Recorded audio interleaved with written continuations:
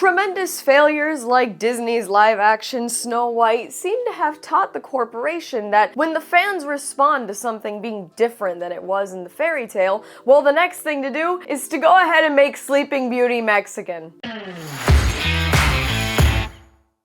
Hey y'all, SnarkyJay cosplay here. I'm gonna try and do this one as calmly as I possibly can because I know I get a little too riled up about these and then I start ranting and raving, but holy shit, these people just don't f***ing learn. So, this is a rumor. I'm gonna go ahead and start this off with the fact that this is a rumor. There's no confirmation from Disney or anybody over at Disney so far, but pretty good authorities and people that typically have awareness of things as they start to leak and are typically right, are reporting that right now Disney is looking into making yet another live-action remake. This time, the next topic of the live-action remake is the beloved fairy tale Sleeping Beauty starring the Princess Aurora, which of course has very strong European roots because it was originally told by French storytellers centuries ago and was later retold by the Brothers Grimm, and that fairy tale is the one that most of us know and is of course what Disney used for inspiration when they made their original Sleeping Beauty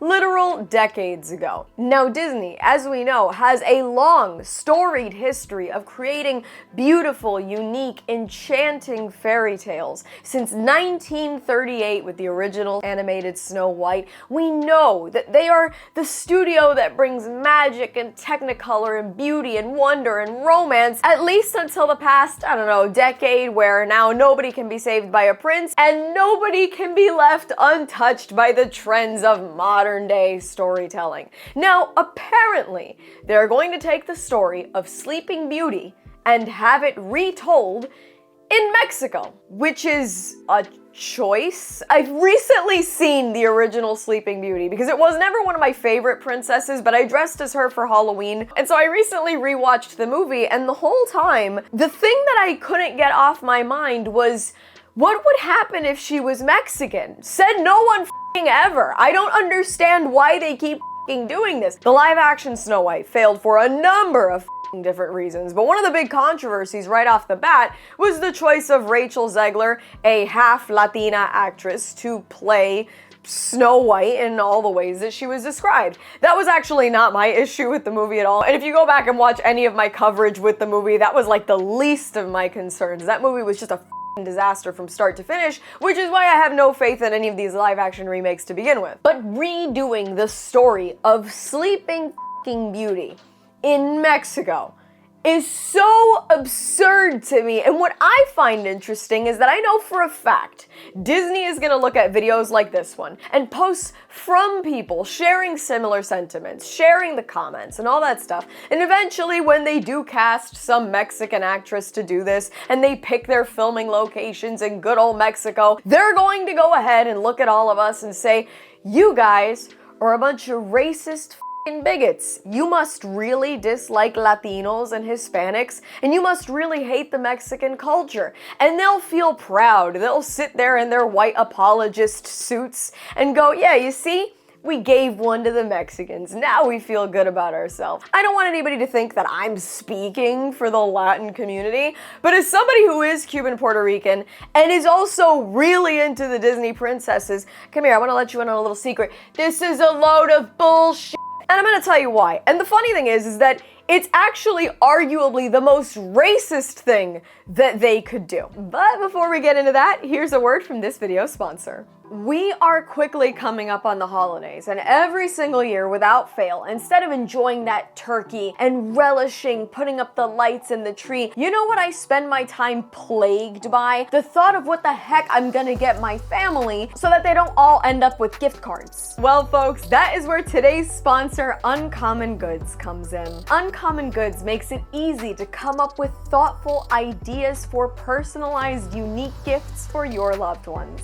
Uncommon Goods is a curated online marketplace that partners with independent artists and small businesses to bring you unique, personalized gifts that just can't be found in your average department store. With unique items that are often customizable for the special people on your shopping list, they make holiday shopping joyful and, most importantly, stress-free. For instance, my abuela loves frogs, but you know what she loves almost more than frogs? Gardening. And you might think, Jay, there's just no way that they can combine those two things. Well, meet Fred. Handmade on the island of Bali, this lovely little guy is not only great frog-related decor, he's also a watering can that she can use to tend to her garden. Like Fred, many of the items that you can find on Uncommon Goods are actually handmade and are gonna start selling out if you wait too long and get too close to the holidays. And to sweeten the deal even further, with every purchase you make, Uncommon Goods donates $1 to a nonprofit partner of your choosing. To date, they've already donated more than $3 million.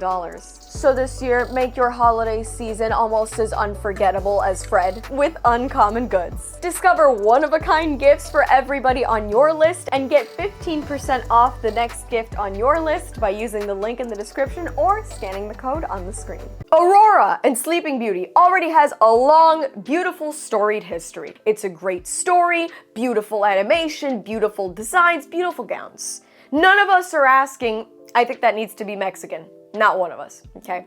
So the first thing is that nobody's asking for this. The story should remain the same, and I think that's what all of us have been saying with these live action remakes, with these reboots, whatever Disney is doing with these characters, with long-standing traditions, long-standing stories, well-known stories, is that if you're gonna redo it in live action, stop trying to change things for the sake of changing them. That's number one, and it's honestly the least of my concerns when it comes to this. But the other interesting thing is that Disney makes these moves and goes, yeah, well look, we gave you a Mexican one. We turned the white one Mexican. Here you go. But the interesting thing is that Disney actually does not stand to represent the Latino or Hispanic communities, period. You might not know this unless you were like a kid still getting Disney Junior ads in 2015, but I was, because I was still watching plenty of Disney Channel when I was in high school. And all the way back in 2016, Disney actually put out the first Hispanic princess, and her name was Elena of Avalor, which she had her own show on the Disney Channel, and it ran for only 3 seasons before Disney totally killed it off. But Elena was arguably a revolutionary princess in that she was shown to be bilingual. Very few of the princesses ever speak any language other than English. She was actually the only princess that I know of in Disney history that is shown to be ruling anything, which I thought was a great example because she actually is a really fun character, and I thought that she was a role model for girls and kids alike, and honestly was all of that without having to do the whole I'm a strong independent princess who doesn't need a prince girl boss bullshit that they've been doing for years now. And then Disney kills off the show after 3 seasons, barely markets the character,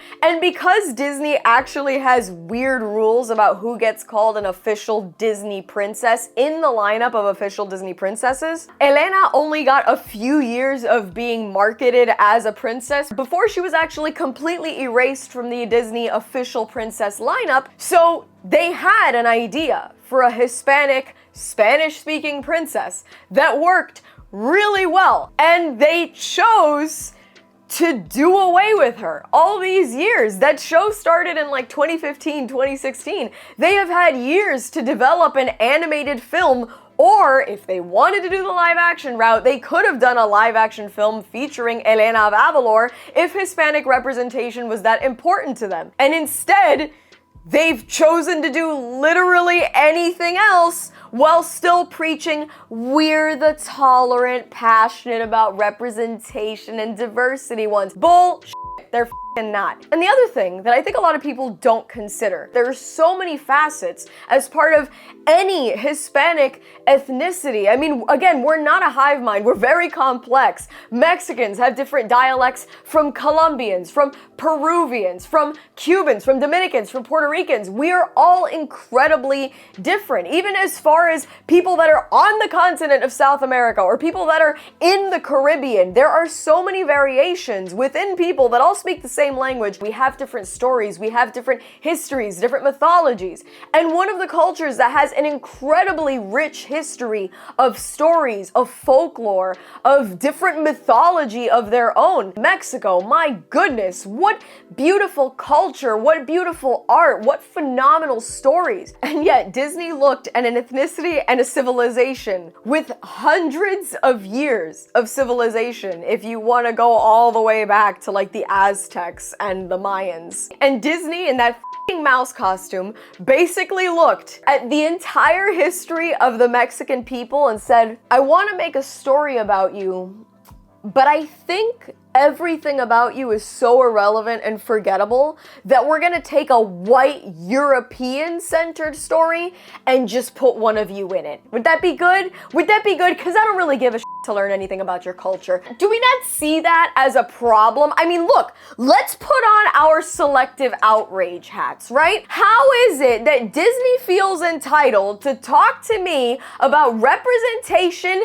and diversity and equal opportunity for my Spanish-speaking people, for Hispanics and Latinos? How do they have the fucking cojones to come to us and say, we'd like to represent you, but your culture is so fucking shitty that we instead need to rely on Eurocentric ideologies and stories and use your culture to sort of sprinkle it on top of it aesthetically, but you have no stories worth telling. So we're gonna keep telling white stories, but pretend that they belong to you. That's a problem. I'm gonna be pissed about that because last time I checked, every Hispanic, Latino, Spanish-speaking country, everybody, we all have incredible folklore, incredible mythology, incredible stories that deserve to be told. And if they wanted to honor the Mexican people, there are plenty of stories they could have pulled from, and they don't. They have a Hispanic Latina princess, and they don't do anything with her. Why? Because they don't give a shit. This is so performative.